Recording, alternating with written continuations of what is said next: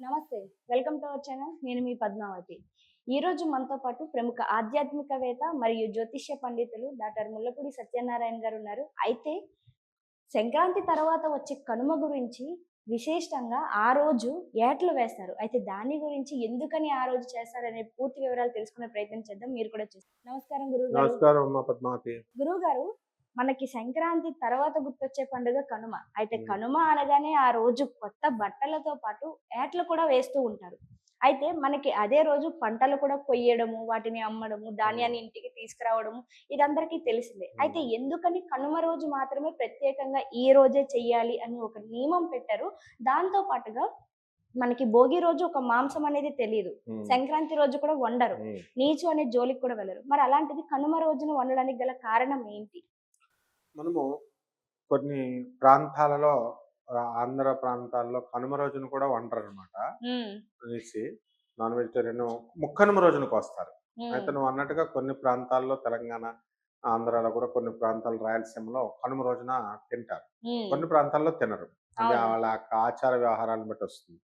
ముఖ్యంగా మనము ఈ కనుమ పండుగ అనేటటువంటిది దేనికి సంబంధించిందంటే పశువులకు సంబంధించిన పండుగ. హ్మ్. ఈ సంక్రాంతి పండుగ అంటేనే పాడి పంటల పండుగ. అవును. కాబట్టి పాడి ఒకవైపు అయితే పంటలు ఒకవైపు. కాబట్టి ఇది ఈ పాడి పంటలకి ముఖ్యంగా మనకి సహకరించేటటువంటి ఈ ఆవులు, గేదెలు, దున్నపోతులు, నాగలి ఇవన్నీ కాబట్టి మనం ఆ రోజున కనుమ రోజున మనం ఏం చేస్తామంటే చక్కగా వెళ్ళి పశువుల కొట్టాన్ని, పశువుల ఇల్లులుంటాయి గదా! అక్కడ ఆ కొట్టాలన్నిటిని కూడా పువ్వులతో అలంకరిస్తారు. డెకరేషన్ జేస్తారు. ముందు రోజునే దులుపులు అవన్నీ కూడా తీసేసి చక్కగా వాటర్ పోసి ఇక ముగ్గులు మెయిన్‌గా సంక్రాంతి పండగ, భోగి పండగ ఈ రోజుల్లో జరిగేటటువంటిదేంటంటే ముగ్గుల పోటీలు కూడా జరుగుతాయన్నమాట. అవును. ఈ 4 రోజులు కూడా. కాబట్టి ఆ ముగ్గులు మనం ఆవు పేడతో మనం చక్కగా ముగ్గులు వేసి పశువుల కొట్టాన్ని కూడా మన ఇల్లుని ఏ విధంగా అయితే తయారు చేసుకుంటామో పశువుల ఇళ్ళను కూడా అలాగే తయారు చేస్తారు. ఈ లోపగా పశువులందరినీ కూడా కడుగుతారు. మన యొక్క ఎద్దుల్ని, హ్మ్. దున్నపోతుల్ని. కడిగేసిన తర్వాత కడిగేసిన తర్వాత ఏం చేస్తారంటే వాటి కొమ్ములకి చక్కగా పువ్వులు అవి అలంకారం చేస్తారు. ఇక చాలామందికి గంగిరెద్దు వాళ్ళని అలంకరించినట్టుగా ఈ యొక్క దున్నపోతుల్ని, తర్వాత ఈ యొక్క ఆవుల్ని, మేకల్ని, ఆవుల్ని వీటిలన్నిటిని కూడా బట్టలతో అలంకారం చేస్తారనమాట. చేసిన తర్వాత మనము మనం పొలం దగ్గరికెళ్తాం. పొలం దగ్గరికెళ్ళిన తర్వాత అక్కడ భూసూక్తంతో భూమి పూజ అనేటటువంటిది చేస్తారు. నాగలికి కూడా పసుపు, బొట్లు అవన్నీ పెట్టి చక్కగా నాగలికి కూడా పూజ అనేటటువంటిది చేస్తారు. అంటే మన ఉద్దేశంలో పాడి పంటలు లింక్ అయి అవును. ఉంటాయి కాబట్టి అని. ఆ తర్వాత ఆ కనుమ రోజున మన యొక్క రైతుల్ని ఆ కనుమ రోజున మనం ఏం చేస్తామంటే, ఆ రైతులనందరినీ కూడా మనం తీసుకెళ్ళి చక్కగా కూలీలను పెట్టించి పంటనంతటిని కూడా కోయిస్తాం. అంటే పండగ రోజున మనం కోయిస్తాం. కోయించిన తర్వాత ఇక ఇతర పంటలు ఏమైనా కూడా పండితే కనుక ఆ రోజున కోయించి ఇంటికి తీసుకువస్తాం. ఇంటికి తీసుకొచ్చి గాదెల్లో నింపడము ఇలాంటివన్నీ కూడా కార్యక్రమాలన్నీ కూడా మనం చేయడం జరుగుతుంది. కాబట్టి ఇక కనుమ రోజున మనం కోడిపందాలు అవన్నీ కూడా చక్కగా చేయిస్తా ఉంటాం గదా! ఏ పందెమైతే ఏ కోడి పుంజైతే మనకు ఓడిపోతుందో దాన్ని మనం గెలిచామనుకోండి దాన్ని తెచ్చుకుంటాం. అవతల పుంజును కూడా తెచ్చుకొని మనం వండుకుంటాం. అవును. కాబట్టి ఈ విధమైనటువంటి నిబంధనలతో పేకాట, జూదము, తర్వాత ఈ యొక్క కోళ్ళ పందాలు ఇలాంటియన్నీ కూడా జరుగుతాయక్కడ. కాబట్టి మనము ఈ యొక్క కనుమ రోజున మనము దాన ధర్మాలకు మనం ప్రత్యేకంగా మనం చేసుకోవాల్సినటువంటి అవసరం ఉంది.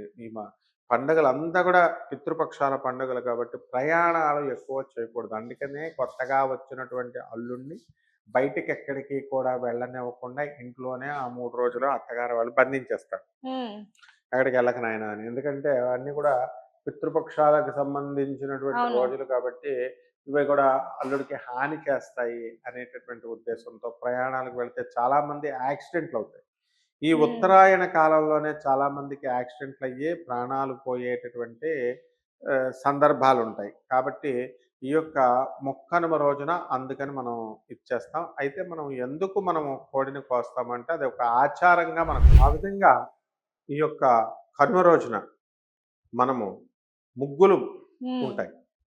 ఇక పోటీలు, ముగ్గుల పోటీల్లో ప్రతిరోజు గూడా మనము గొబ్బెమ్మలు, పేడ ఇవి పెడుతూ ఆ యొక్క ముగ్గులనేటటువంటివి మనం వేయడం జరుగుతుంది. రథం ముగ్గు అని ఒక ముగ్గు ఉంటుంది.